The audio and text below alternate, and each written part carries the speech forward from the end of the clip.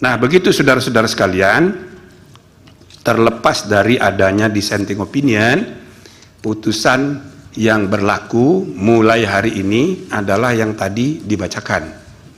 Ya, tapi dengan adanya dissenting opinion menggambarkan bahwa kami membuat keputusan dengan perdebatan dan itu sehat, dengan akal sehat, gitu ya. Jadi yang tidak sepakat akhirnya ya silakan diumumkan melalui dissenting opinion, supaya saudara mengetahui dissenting opinion di Indonesia dimulai di pengadilan ya niaga, tapi pengadilan niaga itu tidak begitu terkenal, hanya di kalangan pengusaha. Begitu dipraktekkan di MK mulai 2023, jadi terkenal. Maka sekarang sudah menjadi kebiasaan bahwa pengadilan itu harus ya kan menggunakan, memperdebatkan akal sehat, dan kalau tidak sepakat diumumkan kepada publik sebagai wujud pertanggungjawaban publik. Nah, jadi saya rasa ini satu ya. Yang kedua, tadi saya kemukakan yang berlaku adalah yang diputuskan. Oke. Kami tadi sudah dijelaskan sama pendapatnya ini. Cuma kalau sanksinya adalah sebagaimana ditentukan dalam PMK, pemberhentian tidak hormat dari anggota, maka itu diharuskan diberi kesempatan untuk majelis banding. Yang majelis banding dibentuk berdasarkan PMK itu, ya kan? Nah, membuat putusan majelis kehormatan tidak pasti, sedangkan kita sedang menghadapi ya proses persiapan pemilihan umum yang sudah dekat. Kita memerlukan kepastian yang adil, gitu loh, untuk tidak menimbulkan masalah-masalah yang berakibat pada proses pemilu yang tidak damai, proses pemilu yang tidak terpercaya. Nah, untuk itulah kami memutuskan berhenti dari ketua sehingga ketentuan mengenai majelis banding tidak berlaku. Karena dia tidak berlaku, maka putusan MK yang dibacakan hari ini mulai berlaku hari ini, dan dalam 2 kali 24 jam harus sudah diadakan pemilihan. Gitu ya. Udah ada. Gak usah keras-keras tepuk tangannya, dalam hati aja.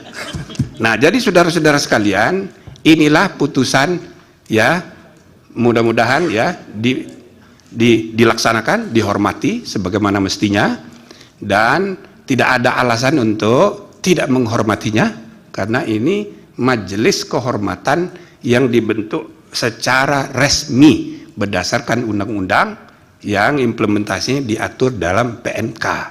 Namun sebagaimana tadi kami sudah bacakan, salah satu rekomendasi terakhir yang kita sarankan kepada MK ke depan, sebaiknya PMK-nya diperbaiki. Tidak usah ada banding-banding segala itu.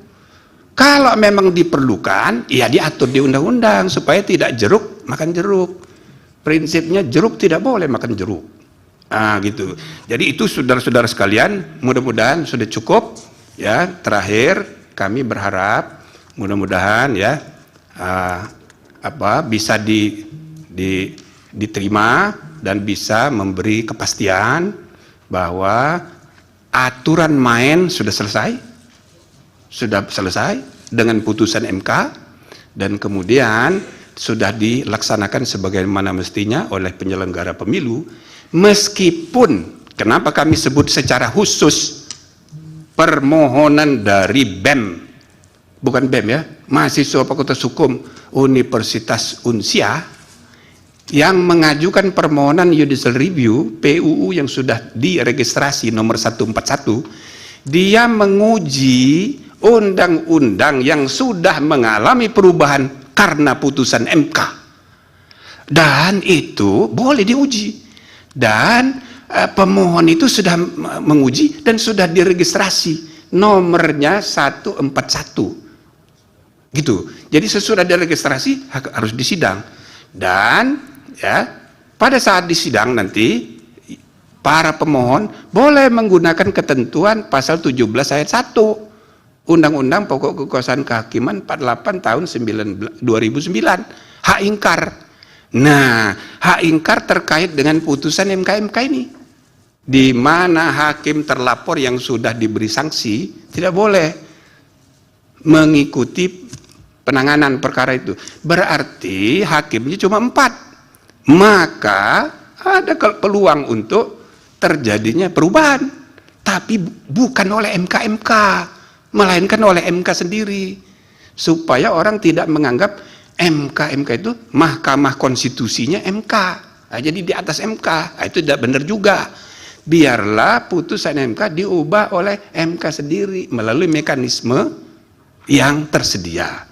Jadi itu saya, makanya kita memberi apresiasi kepada mahasiswa ini, ya kan? Ini jadi mudah-mudahan para lawyer ini pada tersinggung semua ini dengan inisiatif mahasiswa ini, kreatif dia, dan itu boleh. Nah, namun tentu saja permainan sudah jalan. Aturan main kalau misalnya diubah melalui putusan MK berlaku untuk pertandingan berikutnya 2029. Kalau yang sekarang ini sudah jalan pertandingannya. Nah, ini perlu saya sampaikan untuk ya biar ada kepastian. Gitu loh.